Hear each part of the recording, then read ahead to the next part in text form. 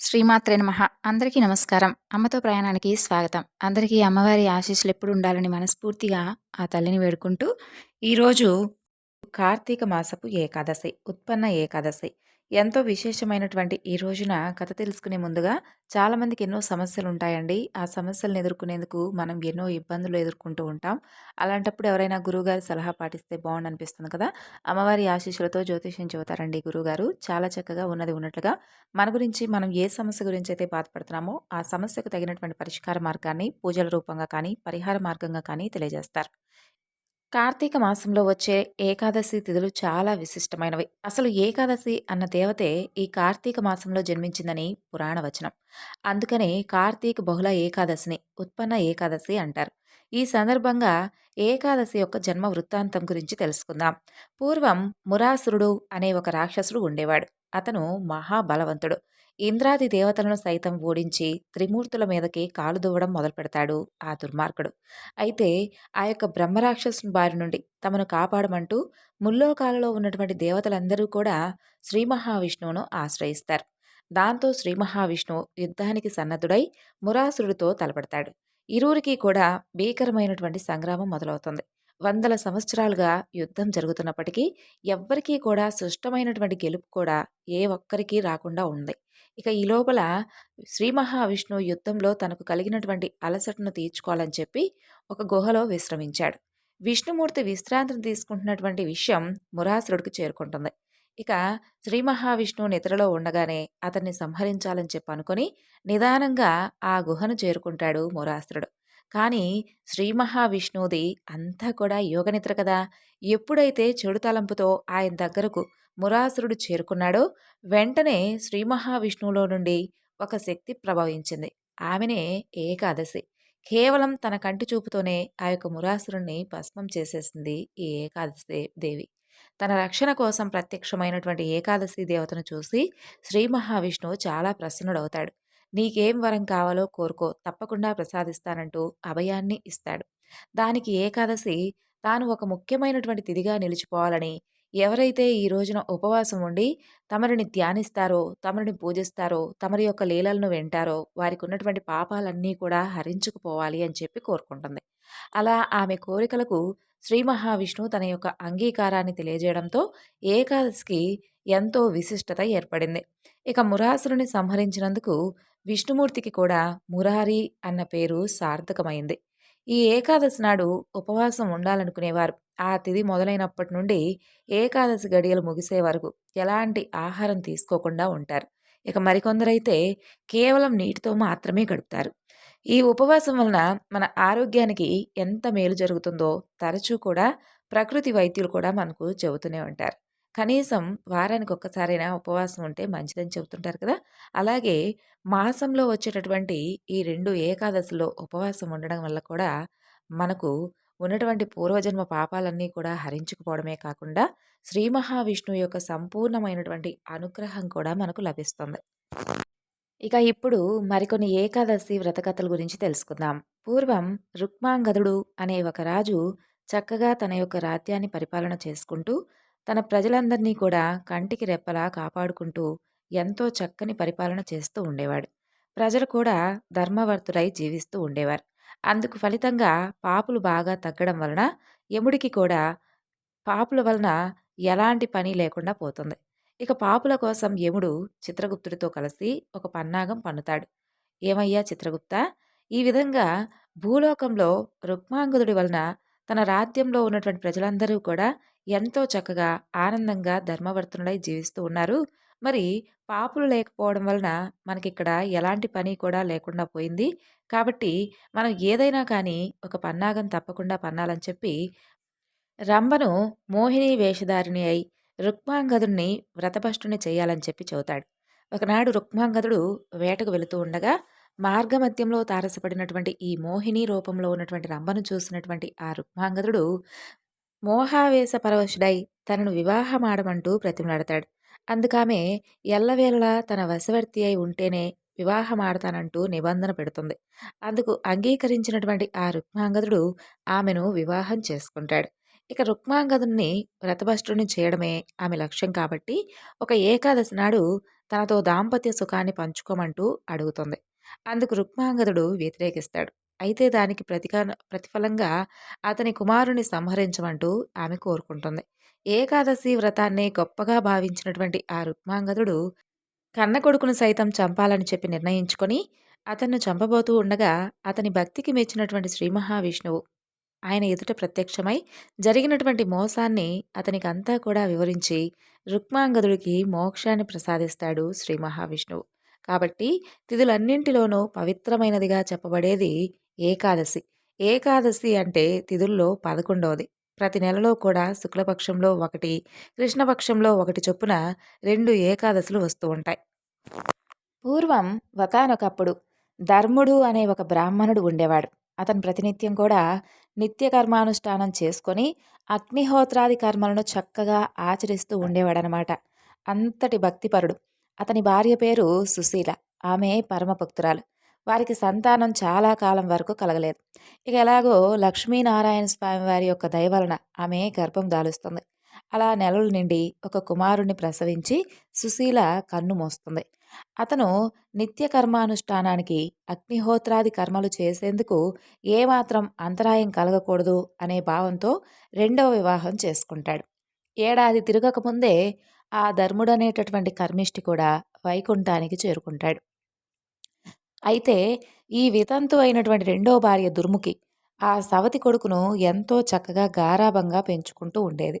ఇక ఆ బాలుడు కొన్నాళ్లకు యుక్త వయస్కు రాగా వివాహం చేసుకుంటాడు. బ్రాహ్మణ బాలుడి పేరు హరిశర్మ. ఆయన భార్య పేరు క్షమ. ఇద్దరూ కూడా అన్యోన్య దాంపత్యాన్ని సాగిస్తూ ఉండేవారు. అయితే వివాహం అయినటువంటి కొత్తలోనే ఎలాంటి సుఖాలు పొందకుండా దుర్ముఖి భర్త మరణించడంతో ఆ యొక్క సవతి కొడుకైనటువంటి హరిశర్మ అలాగే అతని భార్య క్షమ ఎంతో చక్కగా సుఖంగా ఉండడం చూసి ఆ సవతి తల్లి ఓర్వలేకపోయేది. అలా ఆమె ఎప్పుడూ కూడా ఆ యొక్క దంపతుల సుఖానికి నిరంతరం అడ్డు తగులుతూ ఉండేది. సవతి అత్తగారి పోరు పడలేక క్షమ ఏం చేయాలో అర్థం కాక ఇక ఆమెకు ఆత్మహత్య తప్ప మరేదీ కూడా దారి లేదని చెప్పి ఆత్మహత్యకు సిద్ధపడి ఒక రాత్రి వేళ నదీ తీరానికి చేరుకుంటుంది. అక్కడ ఆమెకు కొందరు దివ్య స్త్రీలు తమ భర్తలతో విహారానికి రావడం కనిపిస్తారు. ఆ దివ్య స్త్రీలు క్షమ యొక్క పరిస్థితిని చూసి క్షమ దగ్గరకు వచ్చి ఏమిటమ్మా ఇలా వచ్చావు అంటూ ప్రశ్నిస్తారు. అప్పుడు ఆ క్షమ తన కష్టాన్నంతా కూడా వారికి చెబుతుంది. అందుకు వారు ఆ యొక్క క్షమను ఓదార్చి వారి యొక్క దివ్య దృష్టితో సర్వం కూడా తెలుసుకుంటారు. ఆ క్షమతో ఈ విధంగా చెబుతారు. అమ్మా, నువ్వు గతంలో లక్ష్మీనారాయణ స్వామి వారి యొక్క వ్రతం చేపట్టి ఉల్లంఘించావు. అందువల్ల ఈ జన్మలో భర్త అనురాగానికి దూరమయ్యావు. పూర్వీకులు సంపాదించి పెట్టినటువంటి సిరి సంపదలు ఎన్నున్నా కూడా ఇలా దరిద్రురాల్లా బాధపడుతూ ఉన్నావు. వెంటనే నువ్వు ఇంటికి వెళ్ళి ఆ యొక్క వ్రతం విధి విధానంగా కనుక చేస్తే నీ కష్టాలన్నీ కూడా తొలగిపోతాయని చెబుతారు. ఇక క్షమ వారు చెప్పిందంతా కూడా నిజమేనని చెప్పి తెలుసుకొని తిరిగి ఇంటికి వచ్చి ఏకాదశి రోజు ఉపవాసం ఉండి ఆ రోజు రాత్రి జాగరణ చేసి ద్వాదశి రోజు లక్ష్మీనారాయణులను భక్తితో పూజిస్తుంది. ఒక బ్రాహ్మణ దంపతులకు భోజనం పెడుతుంది. ఇక ద్వాదశి గడియలు దాటకుండా తాను కూడా భుజిస్తుంది. ఈ విధంగా ఒక ఏకాదశి వ్రతం చేయగానే సవతి అత్తగారు తన మనసును మార్చుకుంటుంది. ఆ తరువాత ఇలా అనుకుంటుంది. అయ్యయ్యో! నాకు లేనటువంటి సుఖం కనీసం నా సాటి ఆడపిల్లకైనా కూడా కలిగింది కదా! మరి నేనెందుకు ఈ విధంగా ప్రవర్తించాలని చెప్పి తన మనసును మార్చుకుంటుంది. బాగా ఆలోచించుకొని ఒక నిర్ణయానికొస్తుంది. కోడలను ఎంతో ఆదరంగా చూడటం మొదలుపెడుతుంది. ఆ విధంగా భర్త కూడా మునుపటి కంటే కూడా ఎక్కువగా ఆమె పట్ల అత్యధికమైనటువంటి ప్రేమానురాగాలతో సంతోషంగా ఉండేవాడు. ఇక ఆ దివ్య స్త్రీ పురుషులు ఎవరో కాదు. సాక్షాత్తు శ్రీ లక్ష్మీనారాయణులే అని చెప్పి తెలుసుకొని క్షమ 24 ఏకాదశి తిథుల రోజు అంటే ఒక సంవత్సర కాలం పాటు లక్ష్మీనారాయణులను సేవించుకుంటూ ఏకాదశి తిథి రోజు ఉపవాసం జాగరణ చేస్తూ ద్వాదశి రోజు ఒక దంపతులకు భోజనం పెట్టి ద్వాదశి గడియలు వెళ్లకుండా తాను కూడా భుజించేది. ఈ విధంగా ఆ వ్రతాన్ని విధి విధానంగా అంతా కూడా చేసుకొని ఆఖరున ఉద్యాపన చేసుకుంది. ఇక అటు అత్తగారి ఆదరం, భర్త అనురాగం రోజురోజుకు పెరగసాగాయి. ఒక ఉత్తమమైనటువంటి బిడ్డకు తల్లి కూడా అవుతుంది క్షమ. ఇక ఆ దంపతులు ఆ బిడ్డతో కూడి సిరి సంపదలతో ఆనందంగా, సుఖంగా జీవించసాగారు. ఈ విధంగా క్షమ చేసినటువంటి ఆ యొక్క ఏకాదశి తిథి యొక్క వ్రత విధానం వలన ఆ కుటుంబంలో ఉన్నవారి యొక్క ప్రేమానురాగాలను పొందడమే కాకుండా లక్ష్మీనారాయణుల యొక్క అనుగ్రహానికి కూడా పాత్రురాలైంది. పూర్వం అవంతి అనే దేశంలో భాగ్యనగరం అనే ఒక పట్టణం ఉండేది. పేరుకు తగిన విధంగా ఆ పట్టణంలో అనేక మంది భాగ్యవంతులు కూడా ఉండేవారు. అయితే వారు వారికున్నటువంటి సంపదలన్నిటినీ కూడా చూసుకుంటూ ఎంతో గర్వంతో కనీసం సామాన్యులను కూడా పట్టించుకోకుండా వారితో అతి హీనంగా ప్రవర్తిస్తూ ఉండేవారు. అలాగే వారిని హీనంగా చూస్తూ ఉండేవారు. ఆ ఐశ్వర్యం అంతా కూడా కేవలం వారి గొప్పేనని చెప్పి భావిస్తూ కనీసం నిత్య పూజలు కాదు కదా! విశేషమైనటువంటి రోజుల్లో కూడా ఎలాంటి పూజలు కూడా చేసేవారు కాదు ఆ యొక్క సంపన్నులు. అయితే సృష్టికర్త అయినటువంటి శ్రీమన్నారాయణుల వారికి వారందరికీ కూడా ఏదో ఒక విధంగా జ్ఞానోదయం కలిగించాలని చెప్పి అనిపిస్తుంది. అలా ఒక రోజున ఆ ధనవంతులందరూ కూడా అనేక విందు విలాసాలలో మునిగి తేలుతూ ఉంటారు. ఆ పట్టణ తూర్పు వీధిలో లక్ష్మీనారాయణ స్వామి వారి యొక్క ఆలయం ఉంటుంది. కనీసం ఆ ఆలయంలో దీపాన్ని వెలిగించేటటువంటి నాదుడు కూడా కరువైపోతాడు. ఇక ఆ రోజున ఏకాదశి అత్యంత పర్వదినం స్వామివారికి. కానీ ఆ పట్టణంలో ఒక్కరు కూడా ఆ ఆలయానికి పూజాధికాలు నిర్వర్తించాలనేటటువంటి ఆలోచన రాలేదు. అలాగే ఎవరూ కూడా చెయ్యాలని చెప్పి ఆలోచించలేదు. ఇక ఒక్కసారిగా సాయంత్రం ఉన్నట్టుండి దట్టమైనటువంటి విపరీతమైనటువంటి మబ్బులు కమ్ముకుంటాయి. బ్రహ్మాండమైనటువంటి కుంభవృష్టి ఆ యొక్క వ్యాపారులందరి ఇల్లు కూడా నీట మునిగిపోయేలా చేస్తుంది ఆ వర్షం. అంతా కూడా చుట్టూ గాఢాంధకారం మెలుకుంటుంది. తెల్లవారేసరికి ఊరంతా కూడా నేలమట్టమై ఉంటుంది. వ్యాపారుల ఇళ్ళన్నీ కూడా కూలిపోయి ఉంటాయి. అన్ని ఐశ్వర్యాలు పోయి వారందరూ కూడా చివరికి కేవలం కట్టుబట్టలతో మాత్రమే మిగులుంటారు. వారు ఈ విధంగా ఆలోచిస్తారు. అసలు ఎందుకు ఇంతటి ఉపద్రవం కలిగింది? ఎందుకు ఇంతటి జలప్రళయం సంభవించింది? ఎవ్వరికీ కూడా వారికి అంతుబట్టలేదు. అంతలో వారికి ఒక విశేషం కనిపిస్తుంది. అదేమిటంటే ఊరి చివరన ఉండేటటువంటి పూరిపాకలు చెక్కు చెదరకుండా కనిపిస్తాయి. వారికి విపరీతమైనటువంటి ఆశ్చర్యం వేస్తుంది. ఏమిటి ఇంత వర్షం కురుస్తుంది? మబ్బులతో సహా మొత్తం ఆకాశం కమ్ముకుపోయి బ్రహ్మాండమైనటువంటి కుంభవృష్టి కలిగి మా ఇళ్ళన్నీ కూడా ఈ విధంగా నీట మునిగిపోతే ఈ పూరిపాకలు మాత్రం ఏ విధంగా చెక్కు చెదరకుండా ఎలా ఉంటాయి అసలు అని చెప్పి వారిలో వారే అనుకుంటూ సంభాషించుకుంటూ ఆశ్చర్యంతో అలా ఆ పూరిపాకలను చూస్తూ ఉంటారు. ఇక అసలు ఇంతటి కుంభవృష్టిలో ఈ పూరిపాకలు ఈ విధంగా ఉండడానికి కలిగినటువంటి కారణం ఏమిటా అని వారిలో వారే అనుకుంటూ ఉండగా అంతలో అక్కడ ఒక పెద్ద మెరుపు మెరుస్తుంది. అందులో నుండి ఆకాశవాణి ఈ విధంగా పలుకుతుంది. ఓ మూర్ఖులారా, మీకున్నటువంటి సంపదలన్నీ కూడా కేవలం మీ గొప్పేనని చెప్పి భావించుకోవడం వల్ల కనీసం సామాన్యులను కూడా హీనంగా చూడటం వలన మీరు మితిమీరినటువంటి గర్వంతో ఉండడం వలన ఈ విధంగా జరిగింది. ఆ పూరి గుడిసెలో నివసించేటటువంటి దేవయ్య అనే వ్యక్తి నాకు ప్రియభక్తుడు. అతి సామాన్యుడే అయినప్పటికీ ఆ దేవయ్య ప్రతిరోజు కూడా మీ ఊరిలో ఉన్నటువంటి లక్ష్మీనారాయణ స్వామి వారి ఆలయంలో ప్రతినిత్యం కూడా దీపాన్ని వెలిగిస్తూ ఉంటాడు. అంతేకాదు ప్రతి ఏకాదశి నాడు తనకు వీలున్నంతలో వెంకటేశ్వర స్వామి వారి యొక్క వ్రతాన్ని కూడా అతను నిర్వహిస్తూ ఉంటాడు. కాబట్టి మీరందరూ కూడా తిరిగి మరలా మీ యొక్క సంపదంతా కూడా మీరు పొందాలనుకుంటే ఆ వ్రతాన్ని ఆచరించి మీకున్నటువంటి గర్వాన్ని తొలగించుకోండి. ఆ విధంగా ఆచరించిన ఎడల మీ ఐశ్వర్యాలను మీరు తిరిగి పొందవచ్చని చెప్పి వినిపిస్తుంది. ఆ విధంగా వెంటనే వారందరూ కూడా ఆ ఆలయానికి వెళ్ళి తక్షణమే అందరూ తలా ఒక పనికి పూనుకొని వెంకటేశ్వర స్వామి వారి యొక్క వ్రతాన్ని ఆచరిస్తారు. ఆ వ్రతం చేసినటువంటి ఫలితంగా తిరిగి మరలా వారి వారి గృహాలన్నీ కూడా పూర్వ రూపంలో వారికి కనిపిస్తాయి. ఆ విధంగా అది మొదలుగా ఆ వర్తకులందరూ కూడా వెంకటేశ్వర స్వామి వారికి భక్తులై ప్రతి ఏకాదశి నాడు వెంకటేశ్వర స్వామి వారి యొక్క వ్రతాన్ని చక్కగా ఆచరించుకుంటూ బ్రతికి ఉన్నంత కాలం సుఖ సౌభాగ్యాలతో ఉండి చివరికి ముక్తిని పొందారు. ఇంకా ఈ ఏకాదశి నాడు తప్పకుండా ఆచరించవలసినటువంటి మరొక ముఖ్యమైనటువంటి పని ఏమిటి అంటే తులసీ దళాలతో స్వామివారిని పూజించుకోవడం. అలాగే తులసీదేవి యొక్క మహత్యం గురించి, తులసీదేవి యొక్క వృత్తాంతం గురించి తెలుసుకొని అమ్మవారి యొక్క వృత్తాంతం ఎవరైతే ఈ రోజున వింటారో వారందరికీ కూడా తులసీదేవి యొక్క అనుగ్రహం కలుగుతుంది. మరి తులసీదేవి యొక్క వృత్తాంతం గురించి తెలుసుకుందాం. పూర్వం ధర్మధ్వజుడు, మాధవి అనే ఒక దంపతులు ఉండేవారు. వారు చక్కగా ఎంతో సంతోషంగా ఉండేవారు. అయితే వారికి చాలా కాలం పాటు సంతానం కలగలేదు. ఒక శుభముహూర్తమున తులసి అని ఒక పుత్రిక జన్మించింది. ఆమె ఎంతో దివ్యమైనటువంటి తేజస్సుతో వెలిగిపోతూ దినదిన ప్రవర్ధమానంగా పెరుగుతూ ఉండేది. తల్లిదండ్రులు కూడా ఆమెను ఎంతో గారాబంగా పెంచి పెద్ద చేస్తారు. ఇక ఆమె ఎప్పుడూ కూడా తన అల్లరితో, ఆటపాటలతో వారిని మురిపిస్తూ ఉండేది. అలా కొంతకాలానికి ఆమెకు యుక్త వయసొస్తుంది.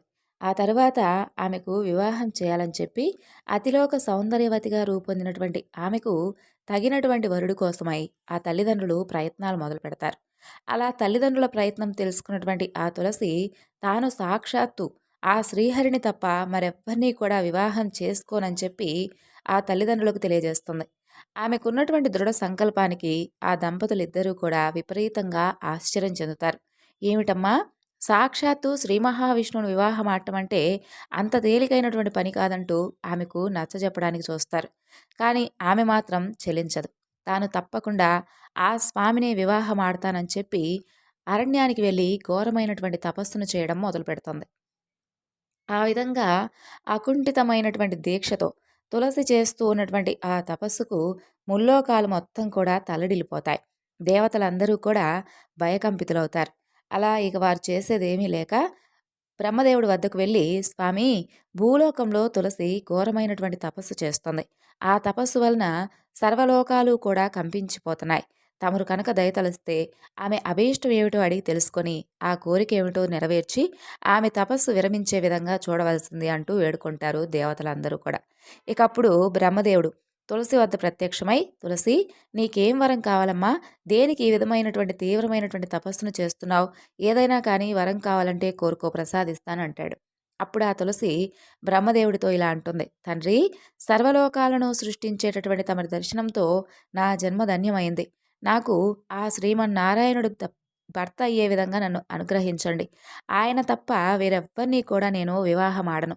కాబట్టి నా యందు దయ ఉంచి నన్ను కరుణించండి అంటుంది.